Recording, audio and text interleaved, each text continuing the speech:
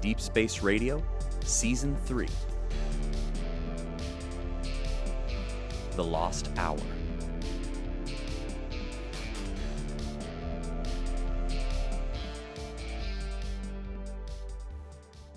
And we're back, here on Deep Space Radio. You join us in the midst of a mystery aboard the Cloudbreather, ladies and gentlemen. Over the last several weeks, for reasons no one can understand, there's an hour every day no one can remember. When it occurs is unpredictable. Yesterday, we all forgot 2 p.m. to 3 p.m., the day before, 5:45 to 6:45, but once every 24 hours, without fail, one of our hours goes missing. After several days of confusion, ship authorities finally determined what was happening, but explanations for how, and more importantly, why, remain elusive. What are we doing during this lost hour every day? Are we being controlled by something? Are we passing through some kind of temporal anomaly? Why, when we finally regain our memory, do we find dirt all across the main concourse? Or birds loose on the bridge? Digital records have offered no help. Our security footage and sensor data skips right over the lost hour as if it never happened. And with nearly 3 years until we reach beta, Captain Donnell has decided to take action and determine.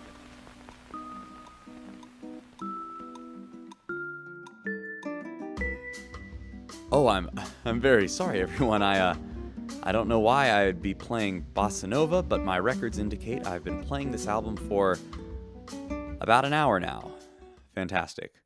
Well, this is Collin Gossel for Deep Space Radio, hoping we discover the truth about the Lost Hour before it destroys my ratings. Ruth's Bar on the main concourse, a watering hole beloved by many aboard the ship, has become a local hotspot as people meet to try and discover what they were doing in the hour none of us can remember. It's become something of a nightly tradition, in fact, and nobody's happier about this than the barkeep herself, Ruth Hatchett. I swung by last night's gathering and found her over the moon, despite losing an hour every day along with the rest of us. I'm Collin Gossel for Deep Space Radio, and here is what she had to say. I'll tell you what, I'd gladly give up an hour a day if every evening was like this. There was a while back there on Chen when it looked like I may never be able to have my own place. Never had much money, just owning their own room was a dream for my parents. But here it is, just like that big bar on the corner of Hosta Street. I had to give up just about everything, but it was worth it. Could you hand me that little repair clamp? Oh, this? What for? I use it as a hair clip. Not like anyone can see it under this mess anyway. Ruth, hi. Well, if it isn't Bradley Theed, head of the Passenger Activism Association. You must have seen my vid screen advert. I did, actually, and it smelled like whiskey. How'd you do that? Oh, that's nothing. I just have an old-fashioned loaded into the pattern distributor over here. It scans the drink and sends out a high-pitched vibration in the background of the advert. It stimulates your smell processes or something. It's an old bar trick. I've been doing it for years. Huh. Well, look, I've been working with this field dampening gel. It keeps some of the ambient engine radiation off of the crops, and I found some traces of it on the doorstep. Like I'd been here already? You don't know any reason I might have come to the bar, do you? You? Nope. But now that you're here, stay a while. Have a drink. Thanks, but there are a few people here who'd probably prefer I go. Bradley Theed. A nice guy with enemies around every corner. Why is that? Well, a man's name means something. People know who I am, what I stand for, and I'm certainly not going to hide it. If that means I'm not welcome at the tavern, so be it.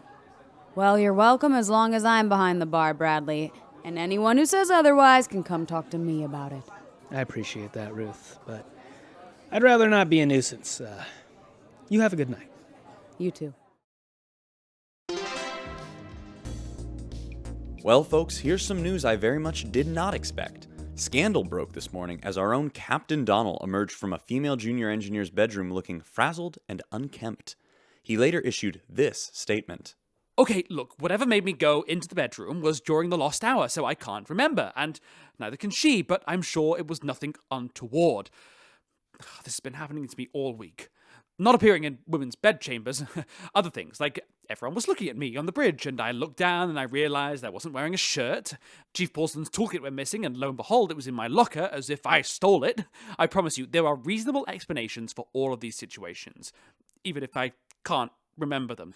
This lost hour is just a never-ending nightmare for us all. Not just me, but definitely especially me, and I will bring it to an end if it's the last thing I do. Don't worry, Captain. You have our full confidence.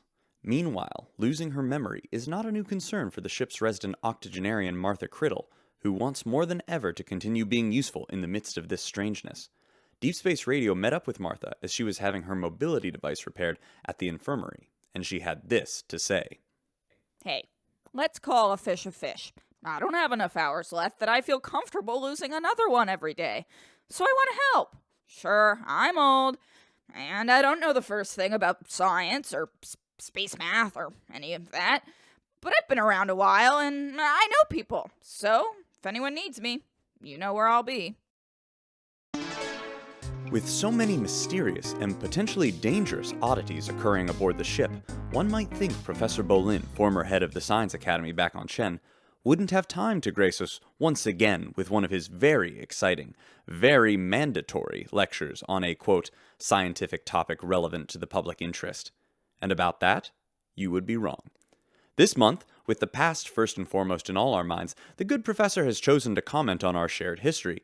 This is Collin Gossel for Deep Space Radio, apologizing in advance for Professor Bolin. Good. I have been stunned, fellow passengers, by the continued deference, expressed by many of you, to the laws and customs of our home planet Chen. Apparently, it's many of your belief that because we all come from Chen, the society we establish on Beta will be a Chenish colony. From a legal standpoint, this cannot be further from the truth, and I feel it's high time you all understood why. In the early days of interstellar travel, humankind attempted to establish empires across the stars. Powerful planets would send out colonies, squabbling with each other for resources and positioning. Meanwhile, with hundreds of years of travel separating these new colonies from their supposed rulers, a fierce desire for independence began to ignite. Conflict was inevitable, and so began the sovereignty wars. We've all heard the stories. Battles raged for centuries, some so massive they could be seen light years away. Tiny red stars in the night sky. Endless escalation and bloodshed ultimately led to the total destruction of the capital planet Titania. This annihilation, unprecedented in human history, shocked the 42 colonies into the truce which still holds to this day, the agreement that every planetary colony has a right to govern itself. With several thousand years since that agreement was made, no planets have attempted to breach it yet. And, of course, under the terms of the agreement, we will have full sovereignty on the planet Beta once we arrive. Though we are Chenish in origin, the Chenish government, as a rule, had nothing to do with our voyage, which is why many of us had to sell nearly everything we own to become co-financiers of this journey. Special allowances are made for sought-after professionals in certain fields, but you all know how difficult it is for the average person to secure a berth aboard any colony ship, even one as modest as the Cloudbreather. For many, it's sadly impossible.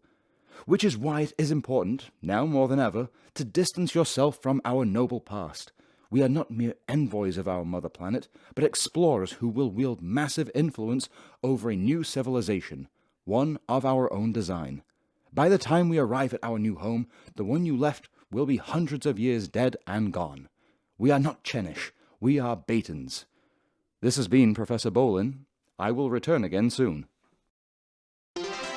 Another day aboard the STS-45 Cloudbreather, another hour none of us can seem to remember. Though the underlying reasons for this memory loss remain ominously unknown, some situations caused by the lost hour have lower stakes than others. Deep Space Radio caught up with our father of the celestial direction, VanHorne, with one such example. Here he is. Collin, you know I love my roasted Brussels sprouts. But Bradley Theed's farm doesn't produce many sprouts, so when he supplied a batch last week, it was a big event in my home. Well, it seems I prepared, cooked, and ate the sprouts during the lost hour, so I remember none of it. What do I do now? The sprouts are gone, the tokens I paid for them are gone, but I have no memory of enjoying them. For the me in that hour, I'm sure they were delicious, but for the me here and now, it feels as if I've been robbed of my favorite treat. One community especially affected by the disappearance of records is that of our computerized passengers, who normally have the best memories of anyone on board, but now must struggle with the very physical sensation of forgetfulness. They've been helped along in this process by Annie Maddox, still recovering from the departure of her daughter Twyla last month. Here she is now. Yeah, it has been a weird time, but it helps to be helping. Some of the computerized navigators haven't had bodies for like 50 years, which means they haven't really forgotten anything in that much time. It's pretty disorienting for them, but I'm doing what I can to work them through it.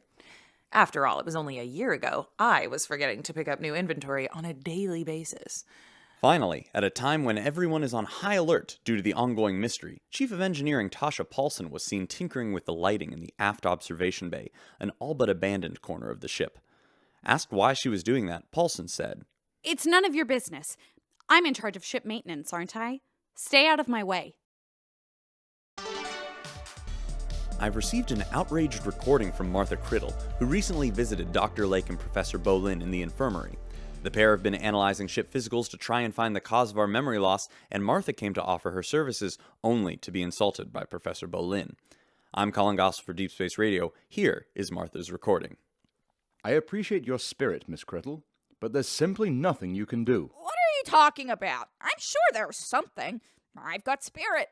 I'm an able body. You are, in fact, not an able body. You can't walk. And even if you could, you have no advanced scientific knowledge, no previous experience in situations like this, no training that we can take advantage of as we try to determine the cause of this memory loss. You can't help. You are, frankly, in the way. Don't think these legs will stop me from whooping you up and down the hall, young man. I may not be a scientist, but I've been around. I have a good eye. I know I could be of use. I doubt that very much, Miss Crittle. Martha, forget him. Look, I don't know how, but I'll keep you in mind if anything comes up. You know where to find me.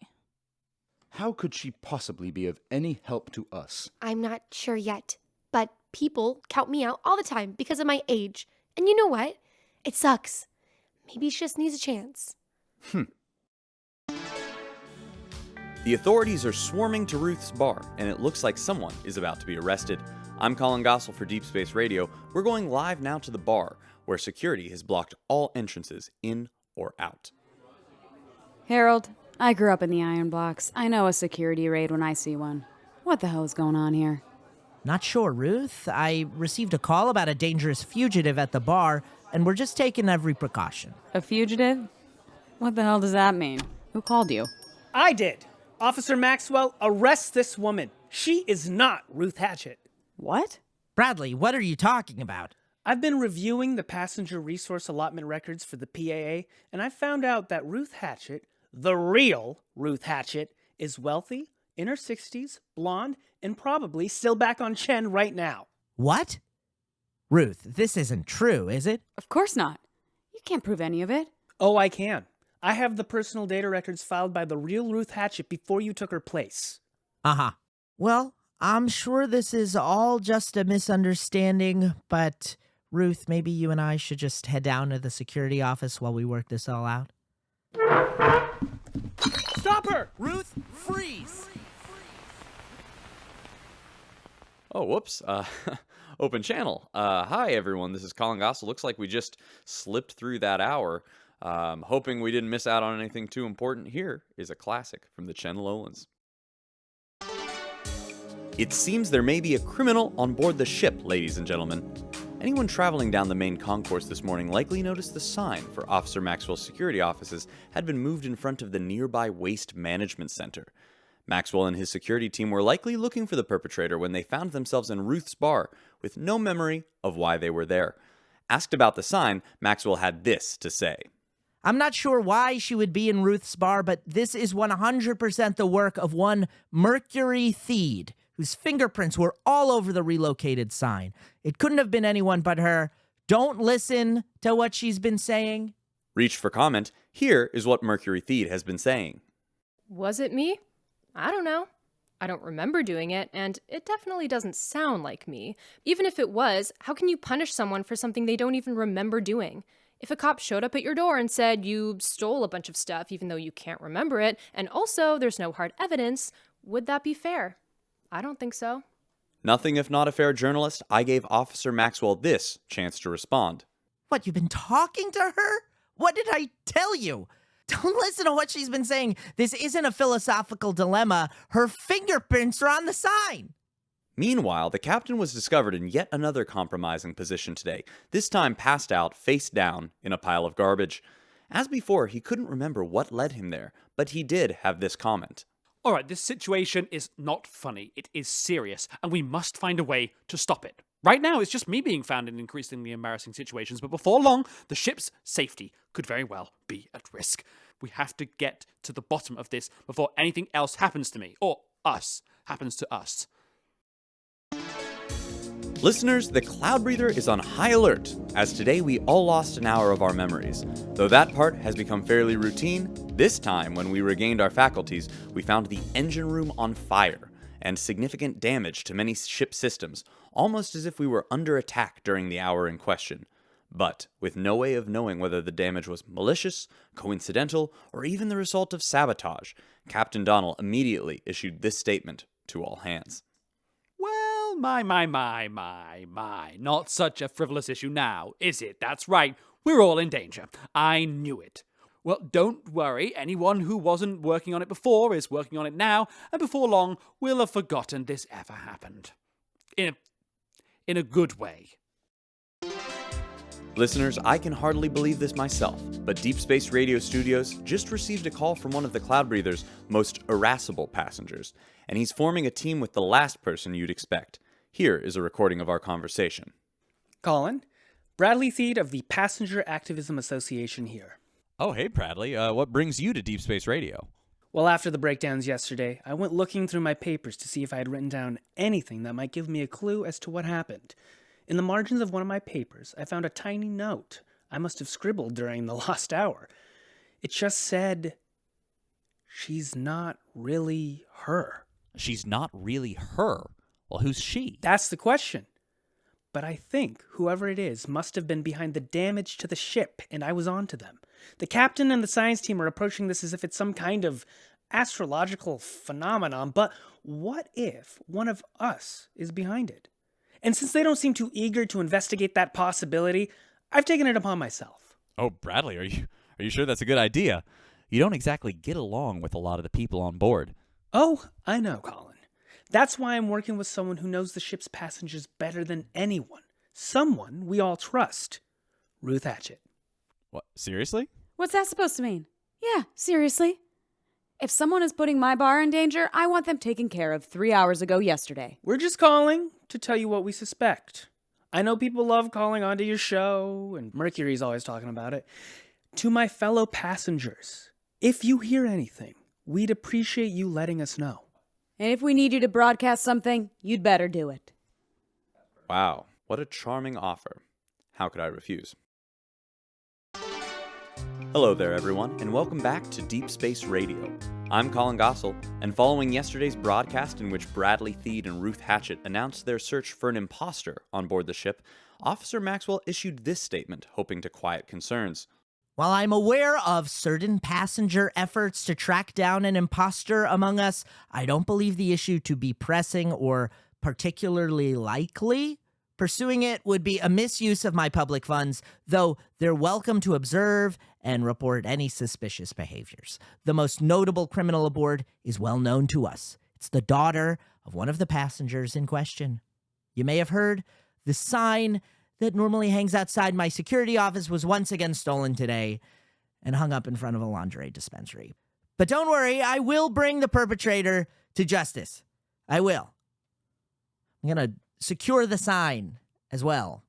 Undeterred, Ruth and Bradley have reported several strange behaviors already. Carrie Kit Castile was spotted sneaking several unopened bottles out of the bar and was obviously confronted. Kit had this to say in her defense. I left money on the counter. I just didn't want to bother Ruth. It was a busy night at the bar. I was just trying to be helpful. Jeez. While many on board the Cloudbreather believe there's some kind of sinister force behind the hour we're losing every day, others aren't so sure. Deep Space Radio caught up with Father VanHorne and Martha Crittle during their weekly brunch, and they had this to say. Quite a bit of excitement around the ship, it seems like. Milk and sugar? All a bunch of hopped up nonsense, if you ask me. You think so? One has to admit it is yet another unusual situation to find oneself in. Unusual, sure, but dangerous? Bah. If there was someone trying to hurt us, they've had dozens of chances.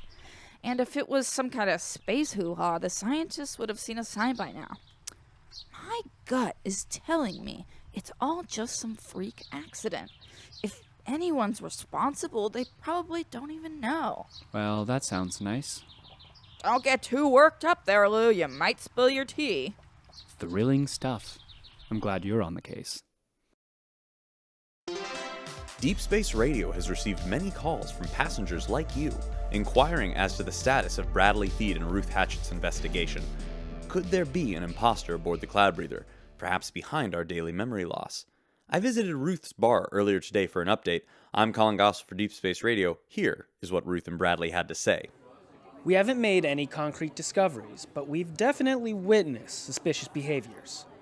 Certain passengers have been acting undeniably out of character, with poor explanations all around. Which, before anyone jumps to any conclusions, could mean anything. In my experience, people don't hide the truth if their intentions are good. You don't know people's lives, Bradley Theed.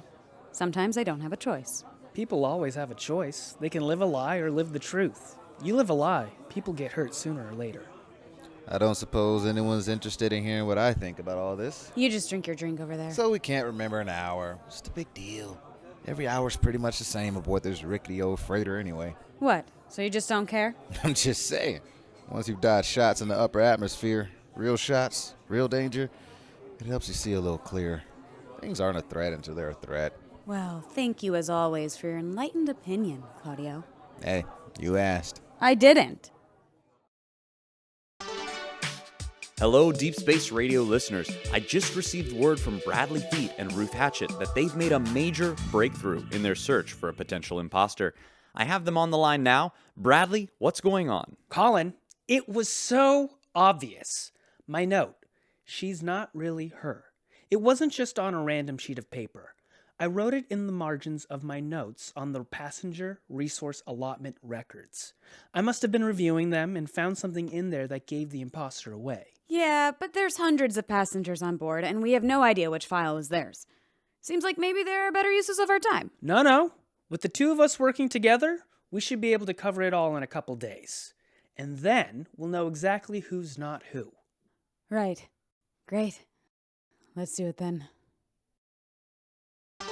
Breaking news, ladies and gentlemen. There's a fire on the agricultural deck. It's burning through crops in the nearby home of Bradley Theed.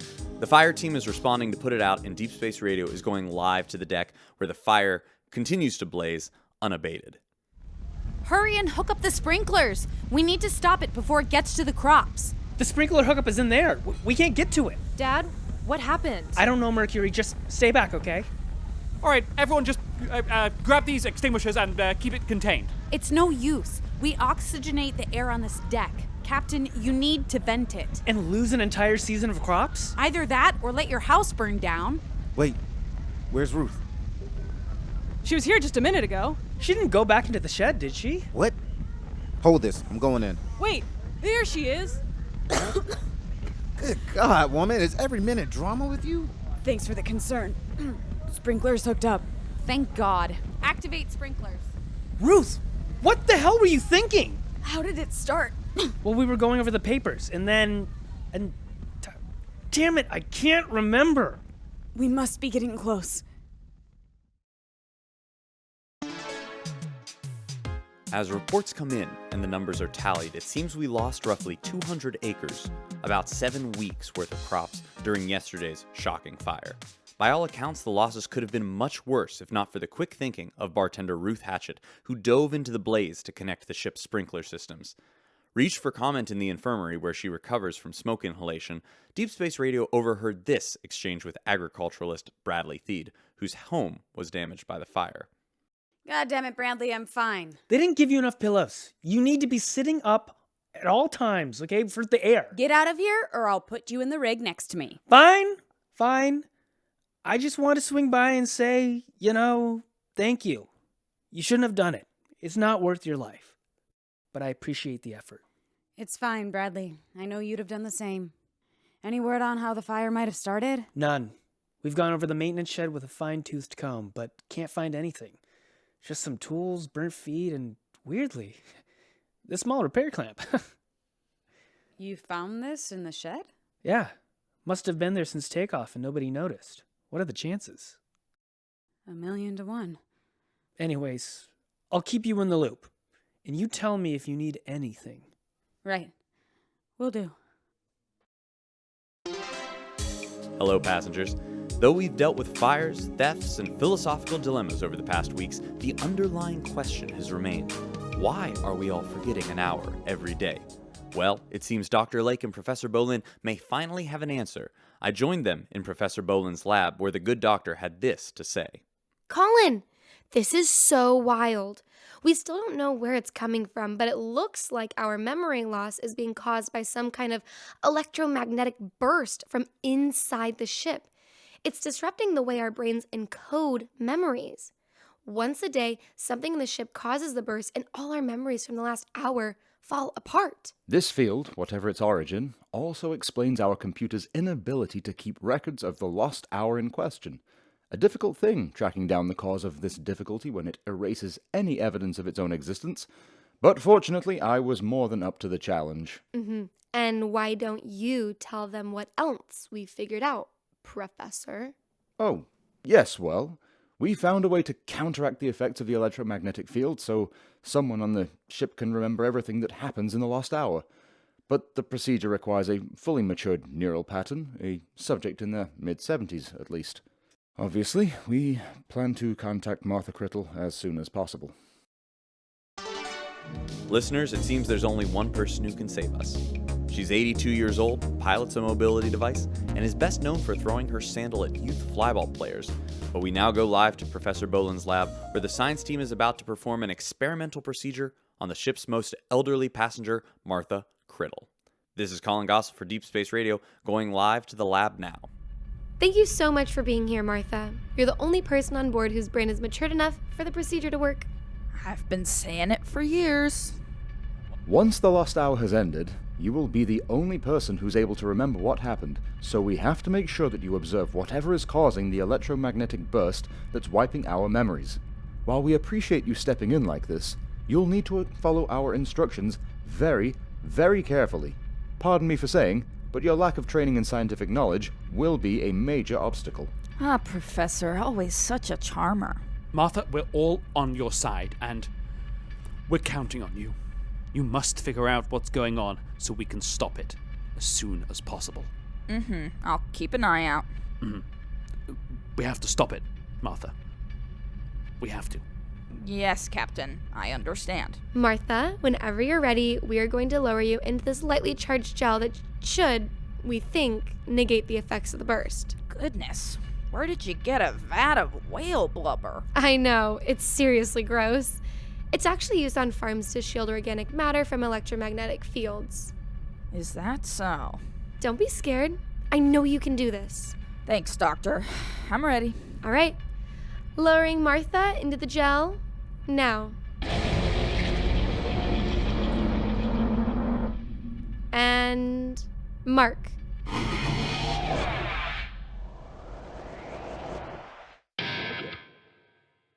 Did it work? We'll find out soon enough. Following yesterday's procedure that will hopefully let her keep her memories, Octogenarian Martha Crittle is searching the ship, hoping to find whatever it is that's making us lose an hour every day. As she goes, she's in constant contact with the science team via two-way radio, and their signal, technically off limits to most passengers, may, through no fault of my own and unbeknownst to the science team, be detectable with the Deep Space Radio Studio broadcast devices. Anyway, here's Martha earlier today in Ruth's bar. All right, I am looking around the bar now. Martha, we told you, there's no reason to go in there. It's just a quick look, jeez. Hey, Ruth, Herrold and I are going to check out the flyball finals. You want to come? I'm fine, thanks, Annie. You all have fun. I have to make a new drink for the advertiser. Fine. You're a workaholic, you know. Martha, we might be in the hour already.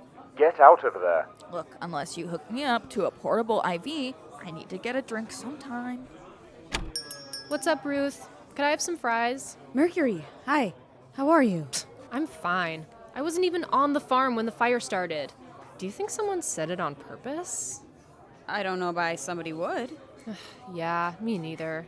But obviously that won't stop my dad from looking. He's been going on and on saying he'll lock up whoever put you in the hospital. Your dad needs to take it easy. Tell me about it.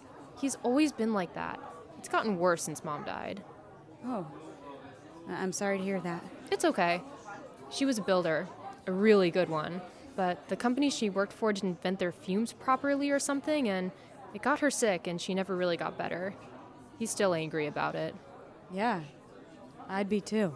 Martha, the fate of the ship is at stake. Would you please leave the bar? Good gracious, fine, I'm going. Octogenarian Martha Crittle, the only person on board who can remember what happens during our lost hour every day, is investigating the engineering bay for any sign of what's causing it. And she's just noticed something quite strange. This is Collin Gossel for Deep Space Radio, illegally throwing to her feed now.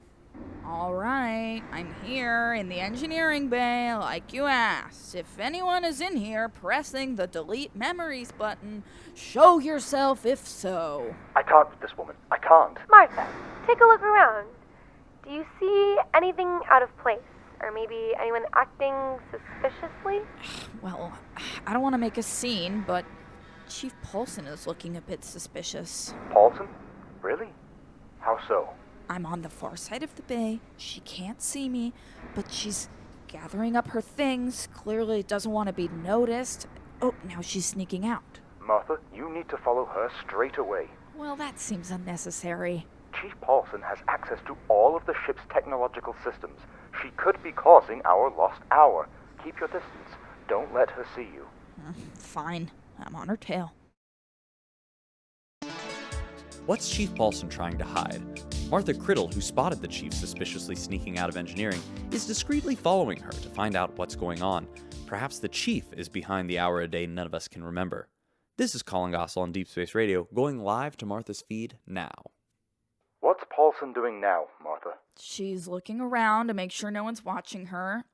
Don't worry, I'm hid behind a light column. Oh my god, what could she be doing? Something nefarious, no doubt. She's been acting strange all month. All right, she's sneaking into the aft observation bay. Super weird. Nobody ever goes in there. Didn't she get caught messing with the circuits for an observation bay the other day? Get closer, Martha. If you say so. I'm rolling up to the door now. I can hear something inside. Go, Martha. Get in there, now. Oh my god, Martha! What are you doing in here? Holy cow! Were you two just... It's not what it looks like. I mean, not exactly what it looks like. Kit, cover up. I'm so sorry. I'll go. Wait, Martha, hold on. So sorry to interrupt. Martha, what were they doing in there? Nothing non-consensual. I don't think we need to worry about Chief Paulson or Kit Castell. Come in, Martha. Where are you right now? I'm outside the observation bay. Where would I have gone? Why the hell would you be in there? You need to go check out engineering straight away. Well, looks like the experiment worked. After yesterday's lost hour, Martha Crittle insists she found nothing connected to our collective memory loss, and the rest of us have no choice but to believe her. The real excitement seems to have happened in the security offices today, as revealed by this security footage sent to me by an anonymous source. Freeze, suspect! Whoa, get that light out of my face. Well, who do we have here? Mercury Theed? In the prohibited storage hatch where I've been keeping the repeatedly stolen sign? Why would you be in here? Well, I'm not doing anything wrong, just so you know. Well, I find that hard to believe considering I told only one person where I hid the sign, your friend Harper. Believe what you like, but I'm here for perfectly innocent reasons. Sure, totally, Mercury. Absolutely. Come on, let's go. Oh, excuse me. Mercury, did you find it? Father Lou, you're in on this? In on what?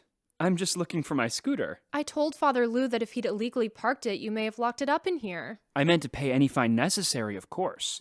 I'm just in a bit of a rush. Oh, well, I did not expect this. As you can see, there is no scooter. Perhaps you should both be on your way. Don't you feel Mercury deserves a small apology for your insinuations, Officer Maxwell? Yes, Father. Mercury. I am sorry. It's all right, Officer Maxwell. I forgive you. Oh, I bet. While patrolling the back corridors today, Martha Crittle encountered bar owner Ruth Hatchett distraught in a shadowy corner. I recorded the interaction while monitoring Martha's feed. Here it is on Deep Space Radio. Ruth, dear, is that you? Yeah, I'm fine. You picked a good spot for it. Just thought I could get a second alone out here. Well, wrong. So, come on now. What's going on? Nothing. It's just this damn hour. I keep finding things, little things. Like what? It doesn't matter. Just these clues, like I'm doing things I can't remember. Things I would never do. And I don't know why. You know, I shot a man once. What? In the leg. He had it coming. Was he, like, threatening you? Nope. Just a dirtbag. Thought he could act however he wanted and no one would shoot him in the leg. He was wrong. Wow, Martha. Wow. I tell you this because I'm not proud of it. But we're not set in stone, you know. Sometimes we're not as good as we'd like to be. It happens. The important thing is we don't run from it. We keep trying to be better. I haven't shot anyone in 3 years. Wait, what? That was only 3 years ago? Maybe I'm just kidding. Now come on, let's get you back to the bar. Welcome back, everyone. I'm Collin Gossel for Deep Space Radio, and as Martha Crittle continues to investigate the lost hour only she can remember, her relationship with Professor Bolin has been a source of constant strain. Well, today, things came to a head during this moment, captured by my only semi-legal recording of their radio transmissions. I'm telling you, there's something going on with a few people in particular. Martha, I implore you, please, can you stay on task and return to the engineering bay? I know you can't remember it, Ramiro, but I've been to the bay several times. There's nothing there. You wouldn't know something important if you saw it, Martha. You have no idea what's going on. Please just be quiet and do as I say. All right, that's it. Goodbye, Professor. I'll be in touch. Martha, wait. What are you doing? Cutting out the dead weight, you pompous windbag. Removing you from the feed now. Now, Martha, stop what you're... Ah, finally. Now, for a proper investigation. As hours continue to slip away, Martha Crittle has struck out on her own to investigate the cause of our collective memory loss. Her first stop, Bradley Theed's farm, the location of the fire last week. Though she cut Professor Bolin and Dr. Lake out of her feed, Martha has thankfully forgotten to remove her earpiece, and so we can still listen in. This is Collin Gossel for Deep Space Radio, going live now. So you said Ruth was here with you during the fire. Where was she before? Well, the last thing I can remember, we were going over passenger records. Interesting. These are the records here? That's right. So have you found anything unexpected during the lost hour? Oh, you have no idea. It seems like Ruth's file is missing. What? They should all be there. Take a look for yourself. That's so weird. I must have misplaced it. No, I don't think so. It seems Martha finally has the answer to why we can't remember an hour from every day this month. Collin Gossel for Deep Space Radio here, going live to her feed. Bradley, Martha, what are you doing here? I'm just closing up. I'm sorry, Ruth. We're here to find the truth. What do you mean? She's not really her. That's what the note said, right? It's you that's not really you, and Bradley finding out is what started this whole mess. No, Martha, Ruth has been working with me. How she dove into the fire? Well, just look. Look in here. In the advertiser? That's just a Chena shale. No, here, on the bottom, on the tray. Just a few drops. Ew. What is that? It's that wretched electroneutralizing gel Bradley uses on his crops. The stuff dampens electrical fields. A few weeks ago, when Bradley discovered your secret, he must have come here with some on his hands and touched the advertiser, which, of course, scanned the gel along with your drink and sent the information into the brains of everyone on board. So every time my advertisement is aired, it was blasting people with a formula that dampened the electrical activity in their brains? And what are our memories if not millions of tiny electrical connections wiped away just like that? Can the machine even function that way? It certainly isn't supposed to, but I've checked. You know what was scheduled to happen every day at the end of the hour we can't remember? Ruth's advertisement. It goes up, our memories disappear. So that's it. We just turn off the scanner and we'll stop losing our memories. Yes, but it's not so easy. Why not? Because only one person has the scanner's passcode. Ruth. So what? Ruth, just turn it off. I can't. What are you talking about? Bradley, she's not who she says she is. And no one can know. Our bartender, Ruth Hatchett, isn't who she claims to be, and right now she's being called out on it by Bradley Theed and Martha Crittle, going live to the bar now. Wait. I don't understand. Ruth, you wouldn't do this. Look, Bradley, I did what I had to do to get what I deserved. What, by stealing someone's name? Who even are you? A criminal? A threat? Maybe I am. Both of you calm down. Ruth, tell us what's going on. You know, some people work their whole lives and just never make it. You break your back day in and day out, and every night you're right where you've always been. Well, I wanted to run a bar, but there was only one landlord who'd cut a deal with someone like me. Ruth Hatchett. She took nearly every cent I made and promised that one day, when I'd paid down my lease, the bar would be mine. Well, it took years, but I finally hit the number. So I go in the next day to find out the bar's been sold. Ruth took my money and bought herself a one-way trip to Beta. And it wasn't her fault. No, it was mine. I shouldn't have never trusted my dream with someone like her. So I forged some papers, said my goodbyes, laced her morning coffee with a heavy-grade anesthetic, and showed up in her place to leave for Beta. Making you a grade 1 felon. Who couldn't be cleared for simple interstellar travel, let alone property ownership on a colony vessel. If the ship finds out who I am, I could lose everything. But Ruth, you can't get away from who you really are. Why can't I? I'm not hurting anyone. You're hurting everyone. We're losing our memories. It's causing chaos. And I'll bet you had something to do with the fire on my farm. Maybe you were trying to destroy evidence when the hour ended. What if Mercury had been in that fire, Ruth? People could have been hurt and you wouldn't even remember doing it. Who knows how many times we've had the same conversation? Shut up, Bradley. Just let me think. There's not much time. Your ad could go up any minute and you'll both forget this ever happened. Yeah. Until next time. I left everything behind for this. My family, my friends, my name. Don't I ever get to win? Do you want this to be how you win, Ruth? There. It's off. Good.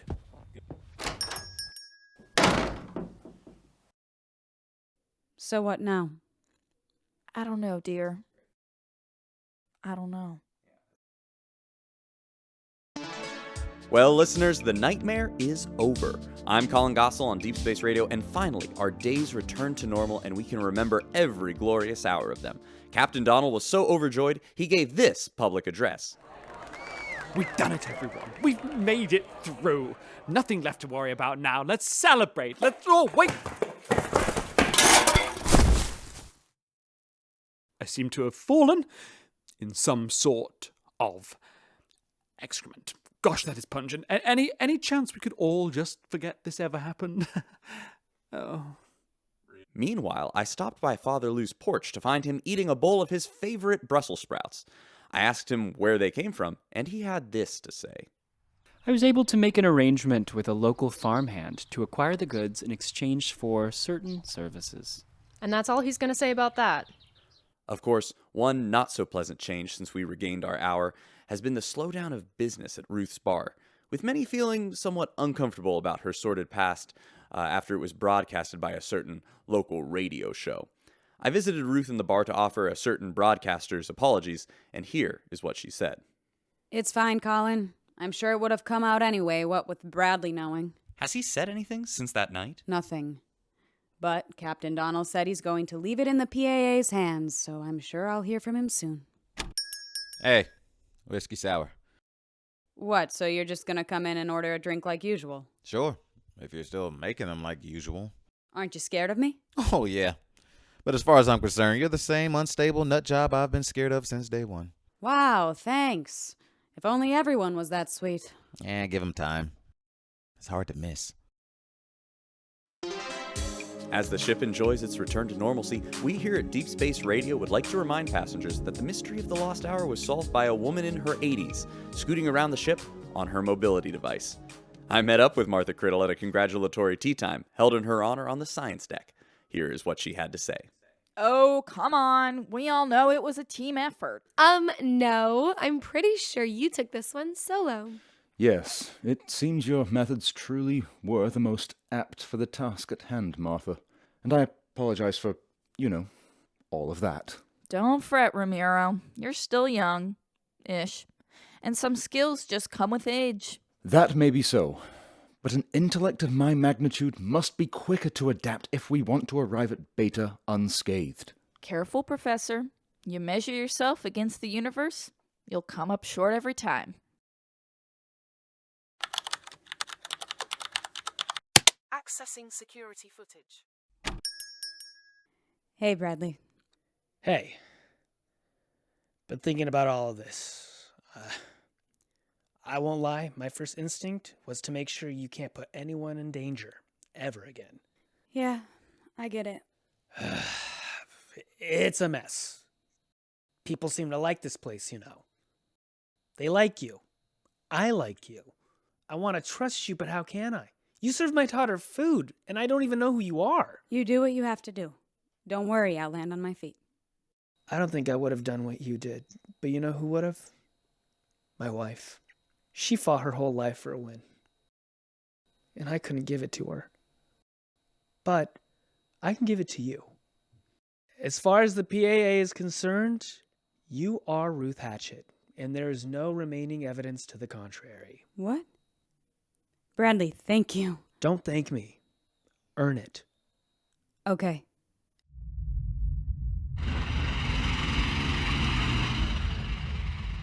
What the hell was that? It sounded big. Was that the engines powering down? Don't look at me. Deep Space Radio will return in Season 4. Adrift.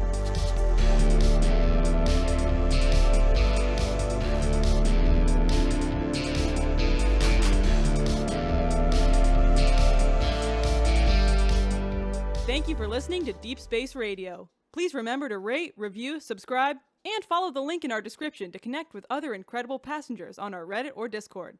Stay tuned for new episodes every day, and safe travels.